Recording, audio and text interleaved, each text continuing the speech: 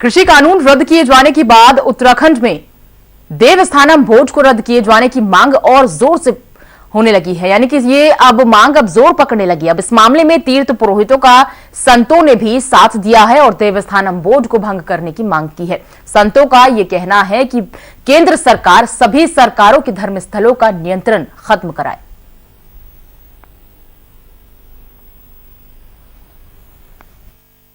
परिषद ने पहले भी इस प्रकार के जो अधिगम है उसका विरोध किया है और कल दिल्ली में एक बड़ी बैठक बुलाई गई थी जिसमें सभी समुदाय के संतों को आमंत्रित किया गया था और लगभग सभी अखाड़ों के महात्मा थे वहाँ और नाथ संप्रदाय के भी संत थे। तो हम सब लोगों ने सामूहिक रूप से सरकार से ये मांग की है जनता की सहमति से कि जो भारत के विभिन्न राज्यों में कानून अंग्रेजों के समय के बने हुए हैं मंदिर मठ अधिग्रहण के, उनको तत्काल निरस्त किया जाए। संबंधित संप्रदाय के जो संत हैं या जो ब्राह्मणों की समितियाँ हैं या जो लोकल समिति हैं उनको उसकी व्यवस्था सौंपी जाए, क्योंकि वहाँ जो धन आ रहा है उसका दुरुपयोग हो रहा है और इसका समय हम लोग 1 महीने का दिए हैं 25 दिसंबर तक। राष्ट्रपति जी और प्रधानमंत्री जी के नाम हम लोग ज्ञापन देंगे।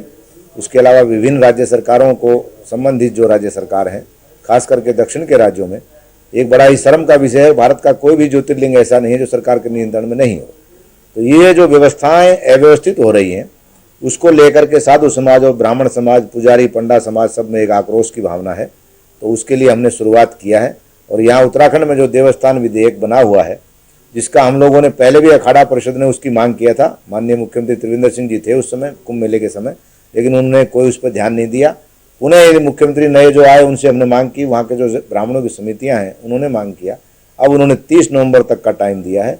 अगर वो उसके बाद भी अगर कुछ नहीं करते हैं तो आने वाला जो विधानसभा सत्र है गैरसैंण में संबंधित पार्टियों के विधायक और जनता और वहाँ के जो ब्राह्मण समिति के लोग हैं उनको पूरा समर्थन अखाड़ा परिषद देगी। जैसा भी आंदोलन की रूपरेखा करेंगे हम लोग संपूर्ण आंदोलन के लिए उनके साथ तैयार।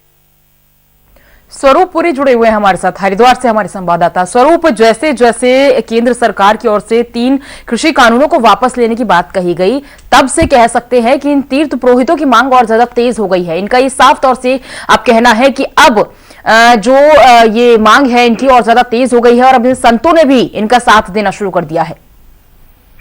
देखिए, निश्चित तौर पर अगर हम देवस्थानम बोर्ड की बात करें और उत्तराखंड की बात करें तो इसका दोनों आपस में बहुत गहरा जुड़ाव है, क्योंकि उत्तराखंड जो है मठ और मंदिरों की भूमि कहलाती है और यहाँ अधिकतर जो मंदिर है वो काफी जो है विश्व में प्रसिद्ध है। और ऐसे में जो है देवस्थानम बोर्ड को बनाने के बाद जो है इन मंदिरों पर जो है एक नियंत्रण रहता है सरकार का। अब यही चीज है जो लोग जो है अब इसके विरोध में उतरते नजर आ रहे हैं। पिछले काफी समय से विरोध कर रहे थे और अब संत समाज भी जो है तीर्थ पुरोहितों के आंदोलन के साथ जुड़ चुका है। कल दिल्ली में एक अहम बैठक हुई थी और आज अखाड़ा परिषद जो महानिर्वाणी अखाड़ा है उसके जो अध्यक्ष है और अखाड़ा परिषद के जो अध्यक्ष है उनका साफ तौर पर कहना है कि अब यह आंदोलन जो है अपने अंतिम रूप में आ चुका है। अब इसको लेकर जो है इसे और तेज करने की जरूरत है, क्योंकि सरकार जो है उनकी बात नहीं सुन रही और देश में अधिकतर स्थान ऐसे हैं जहां पर जो है सरकार की मशीनरी जो है उन पर अपना नियंत्रण रखती है।